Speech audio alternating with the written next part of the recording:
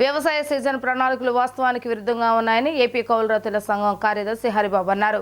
కౌలు రైతుల కార్డుల విషయంలో అధికారులు నిర్లక్ష్యంగా వ్యవహరించారని, 32 లక్షల మంది రైతులు ఉంటే కేవలం 5 లక్షల మందికే కార్డులు ఇస్తున్నారని ఆవేదన వ్యక్తం చేశారు.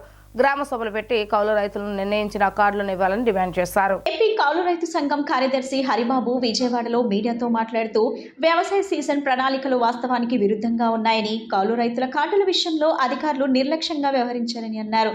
30% కార్డులు ఇవ్వాలని ప్రభుత్వం లక్ష్యంగా పెట్టుకుందన్నారు. 32 లక్షల మంది ఉంటే కేవలం 5 లక్షల మందికే కార్డులు ఇస్తున్నారని, గ్రామ సభలు పెట్టి కౌలు రైతులను నిర్ణయించి కార్డులు ఇవ్వాలని డిమాండ్ చేశారు. విత్తనాలు సరఫరాలో కూడా సబ్సిడీ పెంచాలన్నారు. రైతులు కోరే విత్తన రకాలను పూర్తిగా అందుబాటులో ఉంచాలన్నారు. అనంతపురం వంటి ప్రాంతాల్లో 30% సబ్సిడీతో వేరుశనగ విత్తనాలు ఇస్తున్నారని, 90% సబ్సిడీతో వారికి విత్తనాలు ఇవ్వాలని విజ్ఞప్తి చేశారు. కౌలు రైతులకు 5% మాత్రమే రుణాలు ఇస్తున్నారని, భూమి సాగు చేయని వారికి 80% పంట రుణాలు ఇవ్వటం చట్టవిరుద్ధమని చెప్పారు.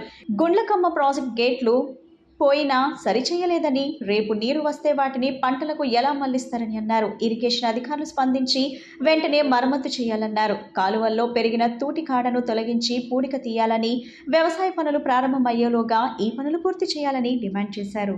మిత్రులారా, మా ఈ కౌలు రైతు సంఘం సమావేశంలో రాధాకృష్ణ గారు రాష్ట్ర అధ్యక్షుడు, అట్లాగే రంగారావు గారు సహాయ కార్యదర్శి పాల్గొంటున్నారు.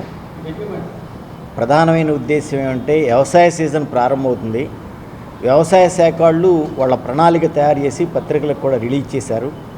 అంటే వాస్తవంగా గ్రౌండ్ లెవెల్లో ఎంత అవసరాలు ఉన్నాయి, దానికి తగ్గట్టుగా వ్యవసాయ శాఖ ప్రణాళిక దగ్గరగా లేదు, చాలా దూరంగా ఉంది.